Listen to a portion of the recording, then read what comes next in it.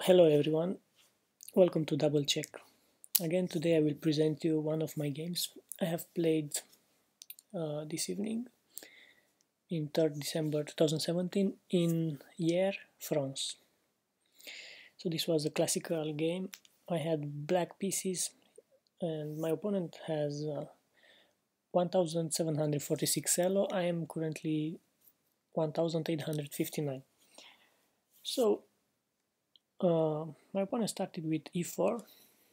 Again I played the Pirc Defence, d4, knight f6, knight c3, g6 and bishop g5.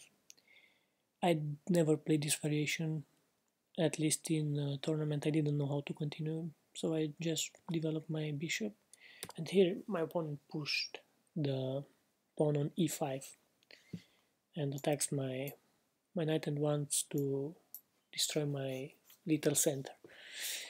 I was a bit worried here because I didn't know exactly how to reply. I was thinking at many variations like knight on g4, knight h5,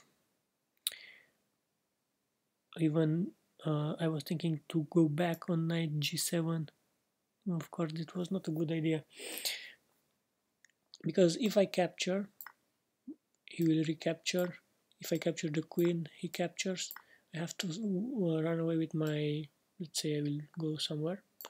Then he has this move, which is very annoying for me. I cannot defend this check. If I go here, he will just take, and next move I lose my, I mean, it's mate. Or I lose my, at least I lose my rook.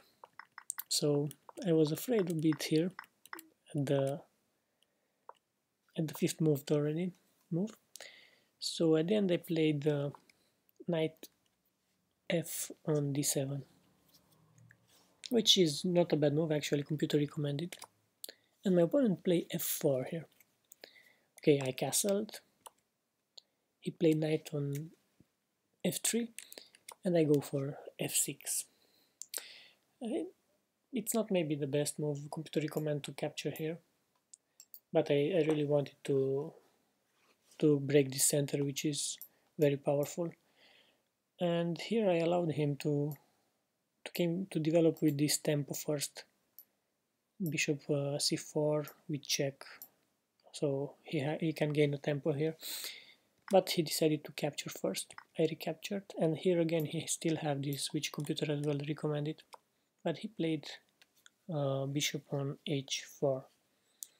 So from here, I saw, of course, I saw this threat of the bishop c4, and I played my knight on b6 in order to take control of these squares, and also to let my bishop to involve in the game, like bishop g4 or bishop f5. My opponent play bishop e2 with idea to castle. It was a good move. I developed my knight on c6 and he castled. Then I played bishop on f5. Okay, I wanted to develop fast, to not rest with my pieces behind in development, but actually the best move was this, was d5, because then my opponent can push and put pressure on me.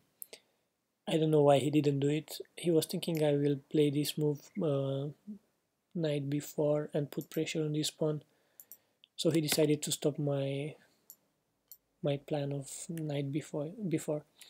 And now I did push the pawn. I realized that it's a positional strength to have this stop of his pawn. And he played bishop on f2, allowing the knight to come there and as well protecting the center. And here I did a kind of bluffing a bit. I played queen d6, which attacks the pawn on f4, and I allow him to do this move like bishop knight on b5. And I was thinking here maybe I can capture. If he play bishop on g3, I can check. If he come back or he just went away, I will protect my pawn. or something like that. So anyway, after I saw that if I take, he can do this and I'm not able to defend anymore, he will just take it. So I was thinking I will try to do this, and if he attacks me I will go back, and then just this move will be useless because I will push a6 and my queen is developed, is good. But he actually thought that this is a good move to take here, and he defended with g3, which is actually a bad move. Why it is bad move? Because it weakens the king, and my bishop will now be very strong here. Of course I can first play here, but there is nothing interesting because he will play rook on e1, actually will develop the rook. So I was thinking to bring my last piece into the game. So I bring the last active piece on e8, and he as well bring his rook there. So here I have a plan. Because of these weaknesses around the white squares weaknesses, I was thinking to get rid of this bishop. So I played knight on c4, putting pressure on here on b2, and as well trying to put my knight somewhere in attack in the center, and then again some ideas like this. So my opponent decided to give up the bishop, light square bishop. I take it, and he played queen on d2. Actually not that good move. I played the bishop on g4. This knight is unprotected, and he played knight h5, h4. The best move here for me was to play directly pawn on f5, but first I already wanted to stop this knight, so I played h6, and he came back with the knight. Actually, he has a better move here. Computer suggested knight on on e4, which attacks, and maybe then he can protect his pawn on d4. Anyway, he played knight on g2, and here I played f5. I saw his idea to come with the knight on e3, and now he attacks the pawn on c4 and the bishop. But the problem is, if he does this, then I have knight take on d4, which threatens to go on f3 with check and get a piece. For example, if he takes here, I have this check. If he run away, I will just eat the queen. He's obliged to take here, and then let's say, for example, a check, he will come here, and that's just a piece. So I should win this position, of course. So after f5, my opponent played d5, which is a strong move actually. He put pressure here, and if my knight ran away somewhere, now he will play the knight on e3, and then I will have problems with this pawn. So here is a problem. The problem is that his queen is unprotected, and the pawn is pinned now. He cannot move this pawn. So I decided to protect this pawn first.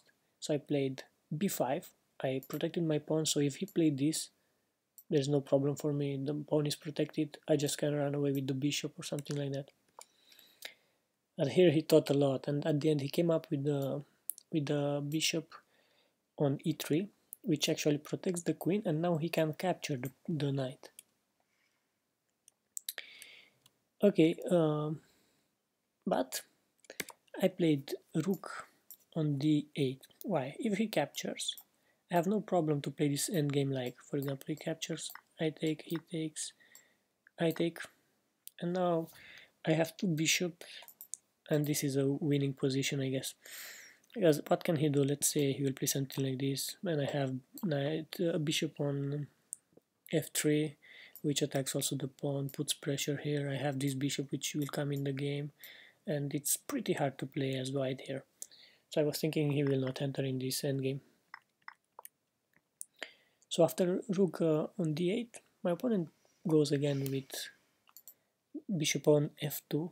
He has out of ideas. He wants to maybe come here or something like that. But here I decided I will go for this pawn. So I played knight on e7 in order to attack here.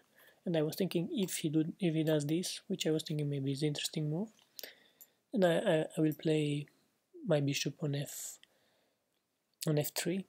And this bishop is very strong because he all the time in this game he was protecting this square and doesn't allow the rook, the a rook, to come into the game. But my opponent did a terrible blunder here.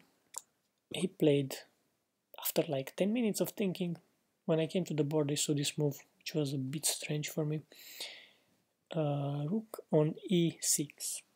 Okay, after like 5 seconds I just took the rook and my opponent resigned in this position because this was a terrible blunder. If he takes, I just take the queen and I'm a rook up.